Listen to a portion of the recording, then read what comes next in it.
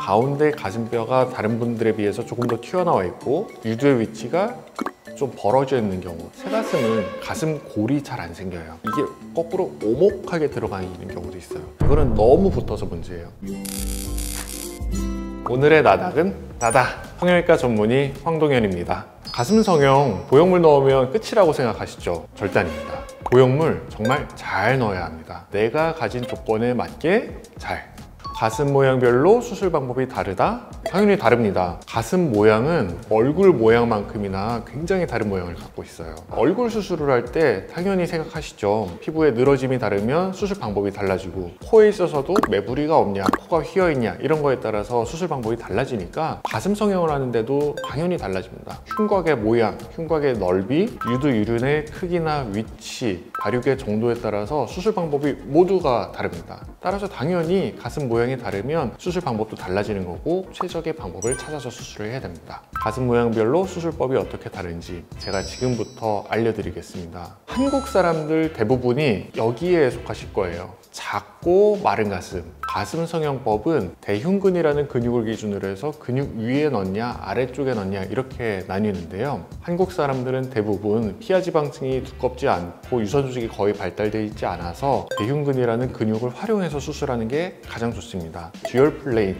이중평면법이라고 하는데요. 대흉근이라는 근육 안쪽에다가 보형물을 숨기는 방식으로 사용합니다. 저 같은 경우는 여기서 한 걸음 더 나아가서 듀얼 플레인 플러스라고 해서 근육 안쪽에다 넣을 뿐 아니고 근막으로 한 번 더 감싸주는 그런 방식을 쓰는데, 당연히 모양도 좋고 촉감도 진짜같이 티가 안 나는 가슴을 만들 수 있습니다. 두 번째는 새가슴이에요.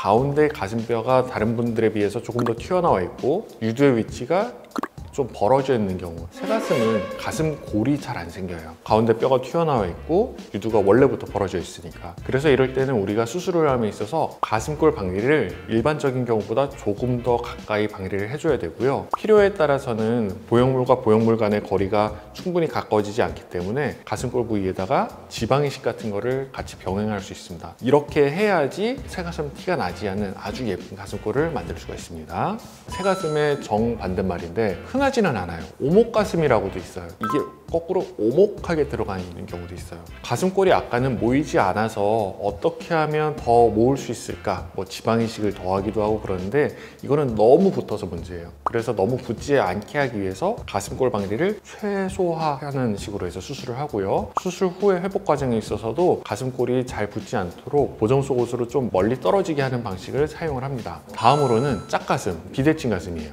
대부분의 사람이 어느 정도의 비대칭은 약간은 있어요. 그런데 어느 정도가 아닌, 누가 봐도 확연하게 차이가 나는 유두의 위치가 있다거나 가슴 크기가 다르다거나 하는 경우를 우리가 수술적으로 개선을 할 수가 있습니다. 양쪽 비대칭을 고려해서 유선 조직의 양만큼 차이가 나게 보형물을 넣는다거나, 뼈의 높낮이가 다르면 보형물이 들어가는 타입을 달리해서 넣는다거나 하는 방식을 쓸 수가 있고요. 유두의 위치라든지 처짐이 양쪽이 달라서 생긴 짝가슴이라면 처진 쪽의 위치를 조금 더 올려주기 위해서 거상을 한다, 이런 식으로 해서 여러 가지 방식을 복합해서 이제 비대칭을 교정을 하게 됩니다.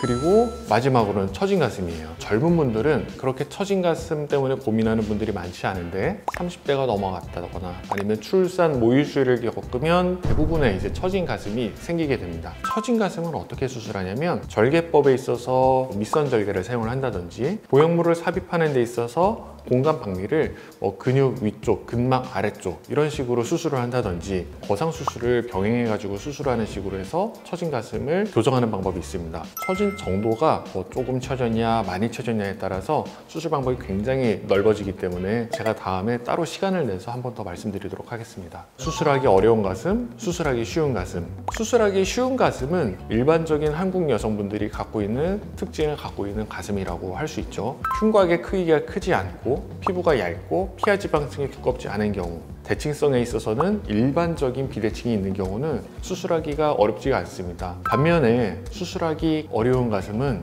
비대칭의 정도가 굉장히 크고 유선 조직의 발달 모양도 양쪽이 굉장히 다르게 된 경우는 수술이 매우 어려워요. 한쪽 가슴의 크기가 굉장히 큰 경우가 있고요. 모유 수유를 또 이쪽으로만 많이 했어요. 이쪽 가슴이 클 뿐만 아니고 처짐도 굉장히 심합니다. 유선 조직에 대한 성형도 같이 들어가면서 보형물 선택을 해줘야 되기 때문에 수술이 조금 많이 어려워져요. 그래도 수술을 통해 가지고 얼마든지 예뻐질 수 있는 개선의 여지가 있으니까 고민 갖고 계시다면 크게 걱정하실 필요는 없습니다. 수술비가 제일 비싼 수술은요, 가슴 성형은 다른 수술과 조금 달라요. 쌍꺼풀이나 코 수술은 수술을 하는 데 있어서 재료가 그렇게 많이 필요하진 않는데, 가슴 성형은 보형물 없이는 수술이 안 되는 수술이에요. 비싼 보형물이 사용이 되면은 비싼 수술이 됩니다. 거기에 더해서 많이 처지거나 하면은 거상이라는 추가적인 프로시저가 들어감에 인해 가지고 비싼 수술이 되죠. 솔직히 말씀드리면 모티바 보형물을 사용한 가슴 거상 수술이 가장 비싼 수술이 되겠습니다.